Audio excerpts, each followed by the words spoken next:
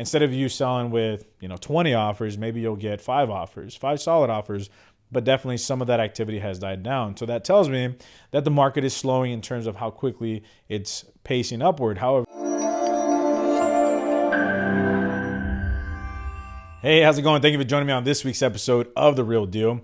This week, we're going to talk about some market conditions. We're going to see how the current market is right now, how it is compared to just a couple months ago, to help you make a decision if you're a buyer or if you're a seller, to give you a couple different scenarios to help you make a decision in our current market conditions.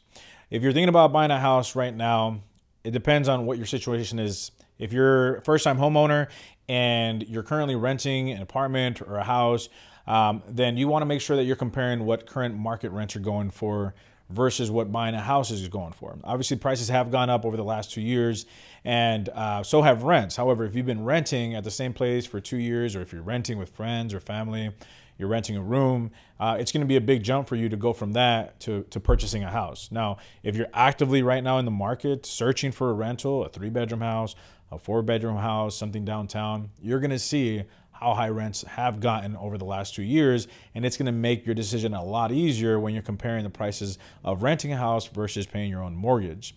Now, that's actually one really good way to think about it too. If you're currently renting with friends or family and you're renting a room and you're renting a space, then why not put yourself in that landlord position? Why not you be the person that's renting out the room or splitting the mortgage with somebody else, but have your name on title? So that way you're building equity over time. At the end of the day, if you're not building equity right now, and if you're just renting, you're throwing money away. So if you're going to be able to if you're going to be able to buy a house, have it under your name, and you're building equity while the mortgage is getting paid by your tenants, I mean, it's just a huge bonus for you.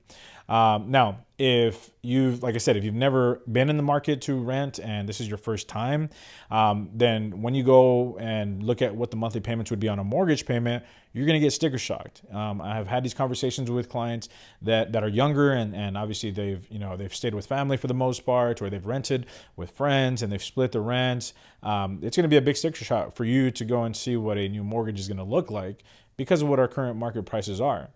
As far as where the offers are, so if we were to compare right now, a house, if you're out there shopping for a house, it's still competitive. Good houses at the lower price points are still going to get beat up. They're still going to have multiple offers from buyers and investors, but it's definitely not how it was, 6-7 months ago, where 6-7 months ago, on top of your down payment and closing costs, you're having to pay, 10-15 grand above appraisal to get your offer accepted. That has slowed down because prices have gone up and also interest rates have gone up as well. Now, in terms of your out-of-pocket expenses, when you're looking for a rental, you're going to have usually first month's rent, second month's rent, and then on top of that, you're going to have your deposit. I was just talking to a client the other day that said that they had to pay almost $8,000 when they signed their lease just a year ago. So even a year ago, leases were already up. So think about that. If you're buying a house and you're using a down payment program to help you cover your down payment and closing costs, you can get into a home for less out-of-pocket money than you would to rent another house. And all you need is a 600 credit score. Another thing to consider too when you're buying a house is repossessions and evictions. Those are fine. Those don't, as long as your credit score is at 600 or higher, those don't matter. As opposed to a rental, if you have repos or if you have evictions, those are going to prevent you from being able to rent a house. Now, if you're a seller, this is going to be a time where you want to make a decision if it's a good time for you to go and upgrade your home. The prices of houses have gone up to the point where now things are a lot more gradual. Homes are no longer jumping at an exponential rate like they were the last 2 years.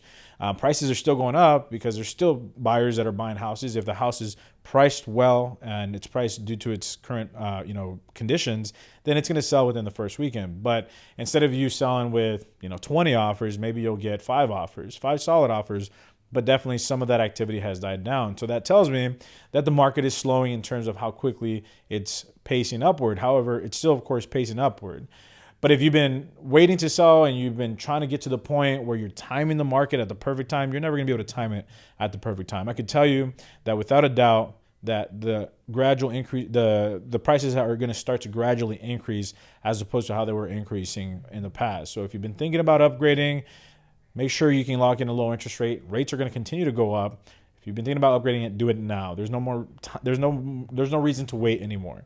We're at the point now where you're going to be able to turn a great profit and you're going to be able to buy a house and still get a really low, historically low interest rate, but they are going up. They've gone up about 0.5% to 0.75% in the last 3 months. And you want to consider that too. You're going to sell at the height of the market, but you're also going to buy at the height of the market. So you want to make sure that you come to terms with that. If you're selling a house that you bought, 3-bedroom, 2-bath house, a couple years ago, those houses going in a nice area, nice neighborhood, about 380, right? So if you're obviously buying a bigger house, 4-bedroom, 5-bedroom house, 3,000 square feet, then those houses are obviously gone up in price too, 550, 600,000, but you're also selling and you're making a profit to justify that higher price. Now, in terms of your competition, right now, you're going to notice that pretty much anywhere you drive in the outskirts of town, you're going to see new build communities popping up everywhere. And right now, a lot of these communities haven't been fully developed because of obviously the labor shortages and the material shortages, but that's going to come around. That's all going to settle, and these houses will start to get built.